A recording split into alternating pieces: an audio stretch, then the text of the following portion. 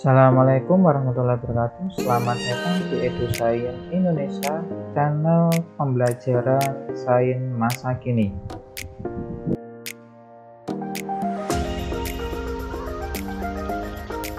Pada video kali ini akan jelaskan terkait dengan apa itu S-Plan dan pemilihan S-Plan. Sebelum materi disampaikan, jangan lupa diklik tombol subscribe, like, dan jangan lupa di komen untuk keberlangsungan dari channel ini. S-Plan merupakan potongan atau bagian jaringan tanaman seperti daun, batang, akar, meristem, embrio, sel tunggal, dan protoplas, dan lain-lain yang diisolasi dan digunakan sebagai bahan awal untuk memulai kultur in vitro atau di luar tubuh tanaman. Pemilihan S-Plan ini sangat penting untuk keberhasilan dalam proses kultur jaringan karena akan mempengaruhi respon pertumbuhan dan perkembangan tanaman yang dikultur.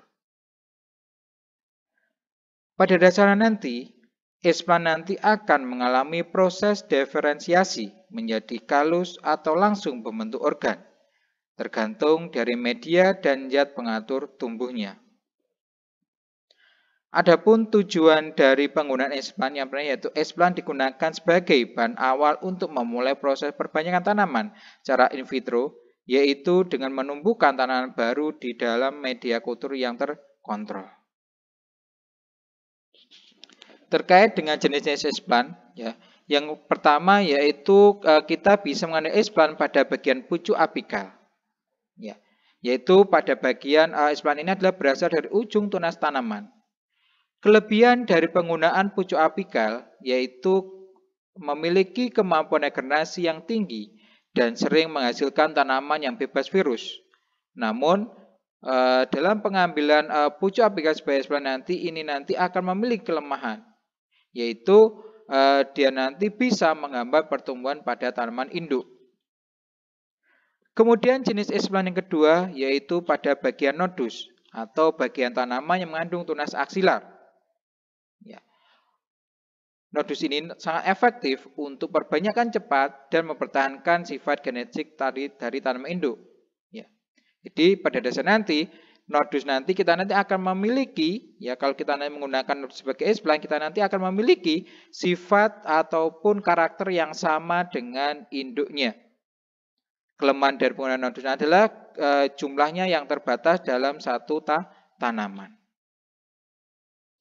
Kemudian jenis S-Plan berikutnya nanti ada kita bisa nanti mengambil pada daun, ya karena daun ini adalah merupakan bagian S-Plan yang paling banyak digunakan, ya karena jumlahnya paling banyak dan biasanya S-Plan jenis daun ini cocok untuk induksi kalus dan embriogenesis somatik.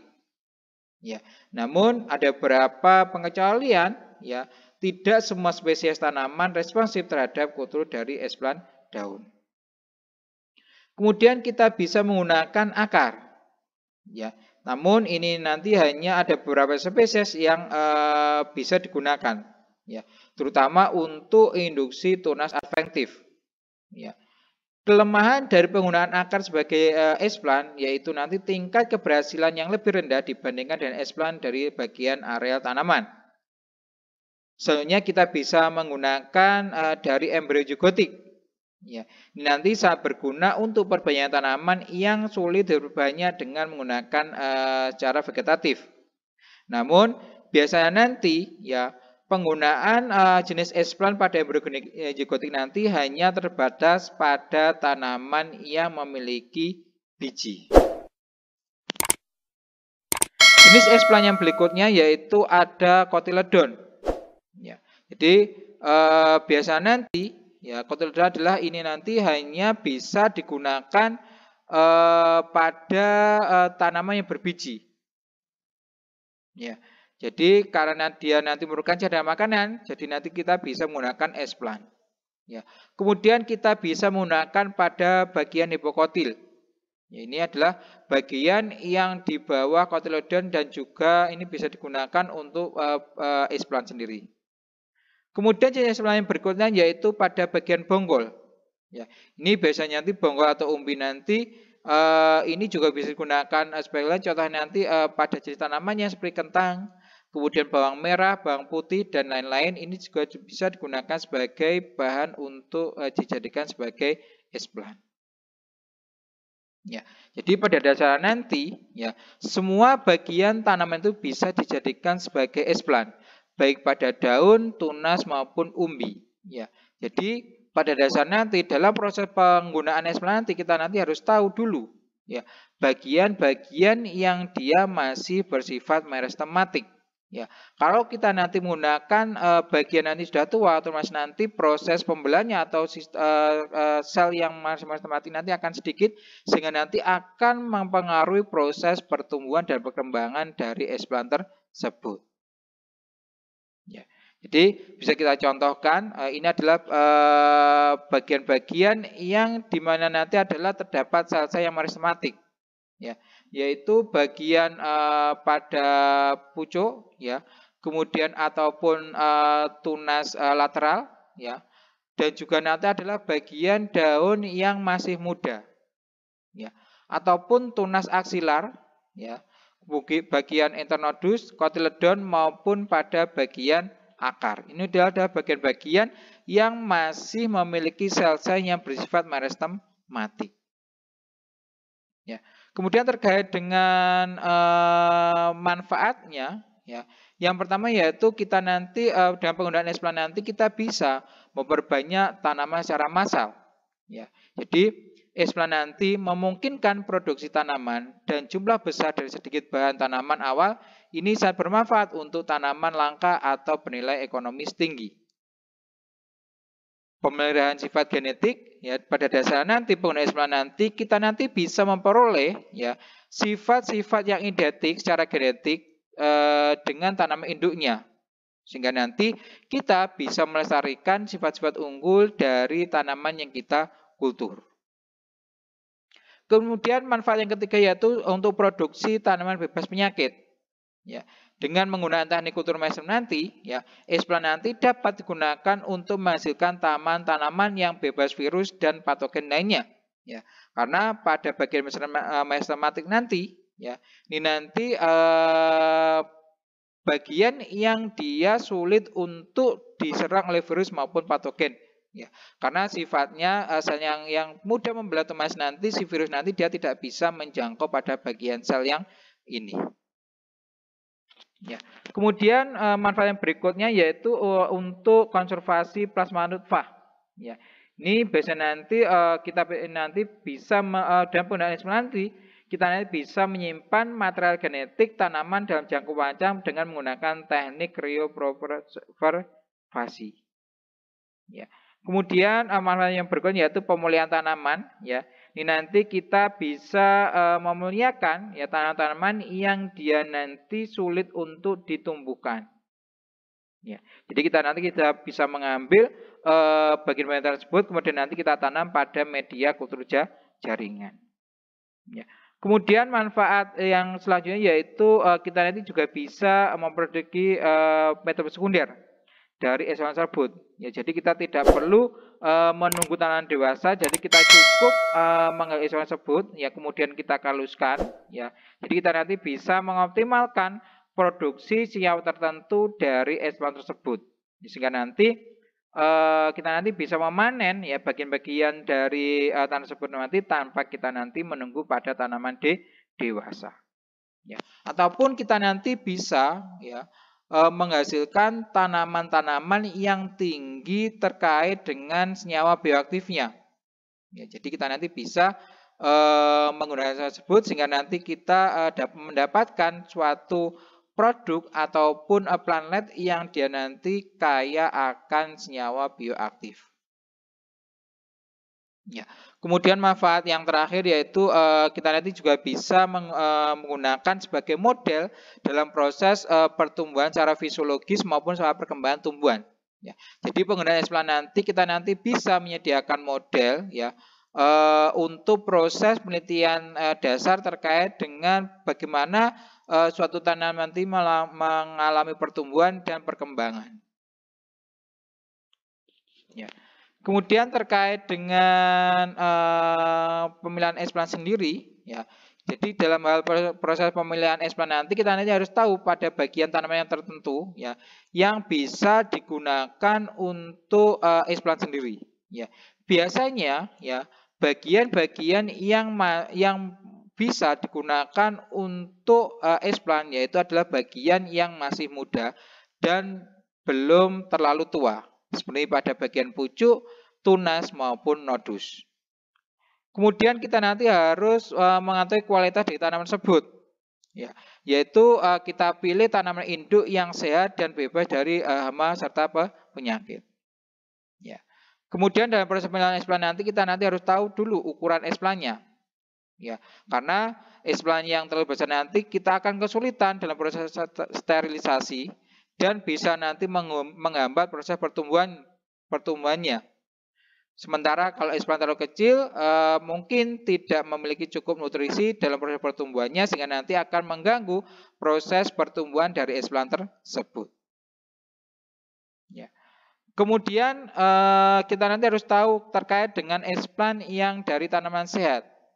Ya, ini nanti penggunaan explant yang dari tanaman sehat nanti berfungsi untuk menghindari explant dari stres lingkungan.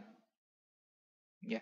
Kemudian dalam pemilihan explant nanti kita nanti harus tahu dulu, ya, terkait dengan sterilisasi secara hati-hati, ya, karena sterilisasi yang baik akan mencegah kontaminasi dan meningkatkan keberhasilan dari kultur jaringan.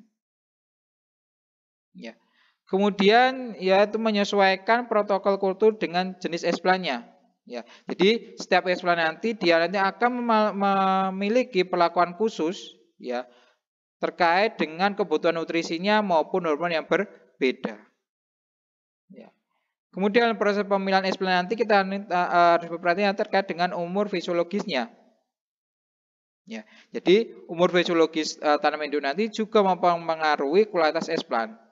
Explant yang dari tanaman lebih muda atau dalam fase pertumbuhan aktif cenderung lebih mudah bereaksi dengan media kultur sehingga nanti proses pertumbuhan nanti akan berjalan secara maksimal jika kita memilih explant dari tanaman yang sudah tua.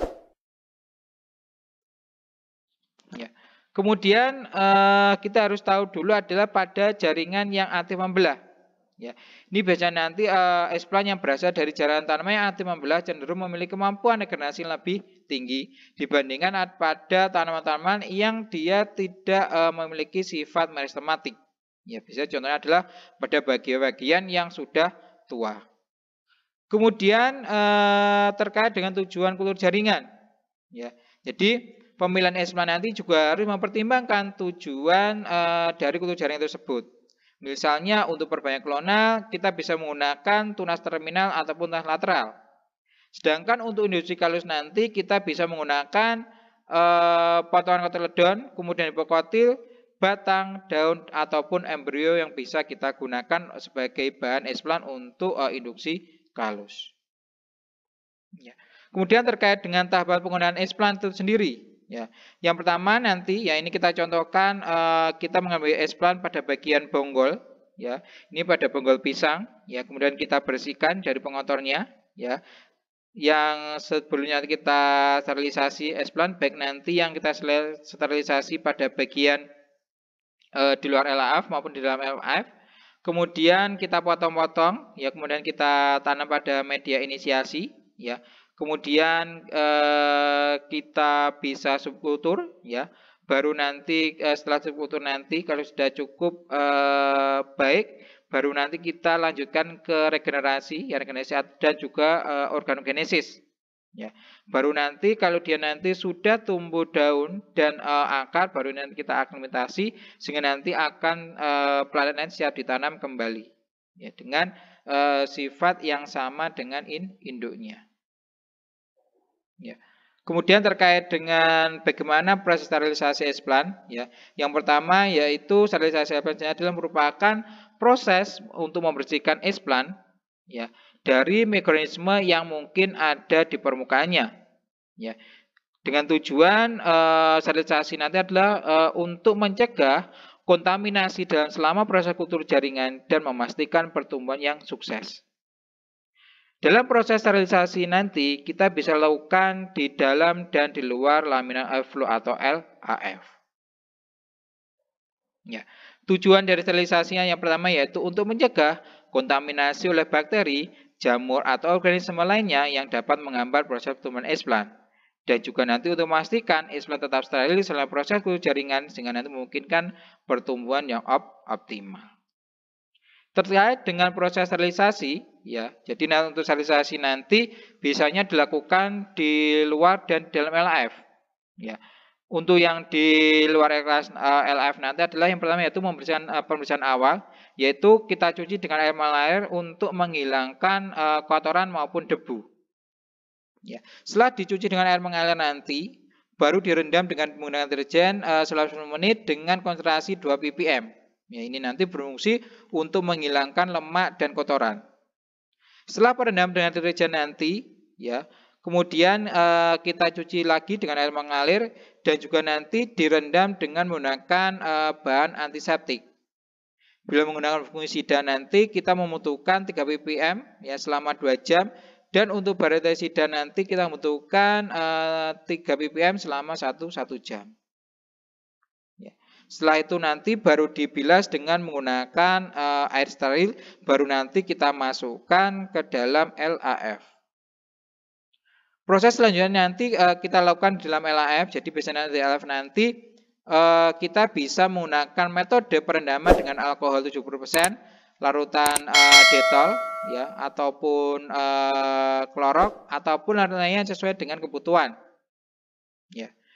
Biasanya nanti untuk mengajukan nanti bisa kita lakukan selama 3 kali, jadi alkohol sebenarnya 3 kali, kemudian dengan menggunakan antiseptik atau detol ya ataupun menggunakan klorok juga 3 kali, baru nanti dibilas dengan menggunakan air steril.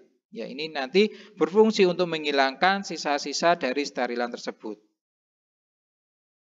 Ya, ini ada beberapa bahan sterilan ya terkait dengan konsentrasinya dan juga nanti untuk lama perendamannya. Ya, jadi kita contohkan kita bisa menggunakan kalsium hipoklorit ya dengan konsentrasi 9-10%. Ya, ini membutuhkan waktu 5-30 menit. Ya.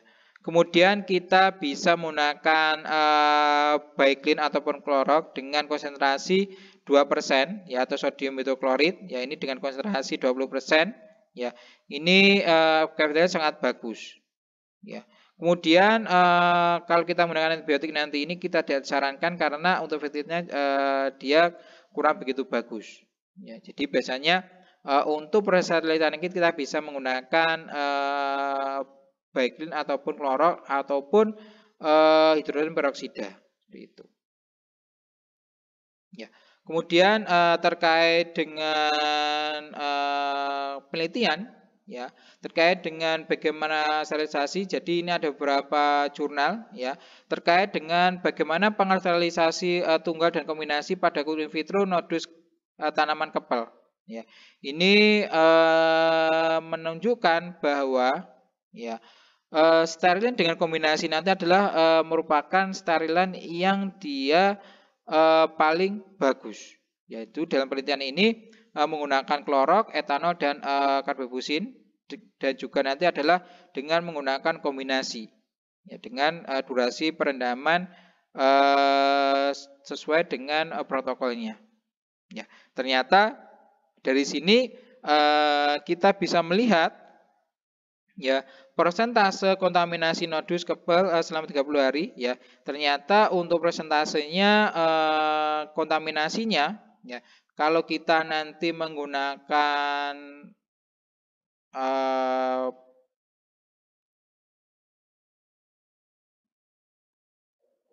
etanol ya ternyata proses persentase kontaminasinya sangat rendah sekali.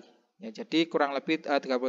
Kemudian disusul dengan penggunaan kombinasi. Ya, kombinasi dengan waktu 1 menit 30 detik ya sampai 65 detik, ternyata tingkat kontaminasinya juga semakin rendah, yaitu kurang lebih 50%. Ya. Jadi kalau kita lihat terkait dengan kontaminannya ya, ternyata dengan penggunaan kombinasi antara kloroetanol dan klorobrusin tadi ternyata menunjukkan jumlah bakteri dan jamur semakin rendah. Ya. Mungkin itu yang disampaikan terkait dengan materi ESPAN dan bagaimana proses sterilisasinya. Sebelum materi diakhiri, jangan lupa diklik tombol subscribe, like, dan di-share. Jangan lupa di komen untuk kembalikan dari channel ini. Terima kasih atas perhatiannya. Sampai berjumpa pada video-video berikutnya. Salam EduScience Indonesia.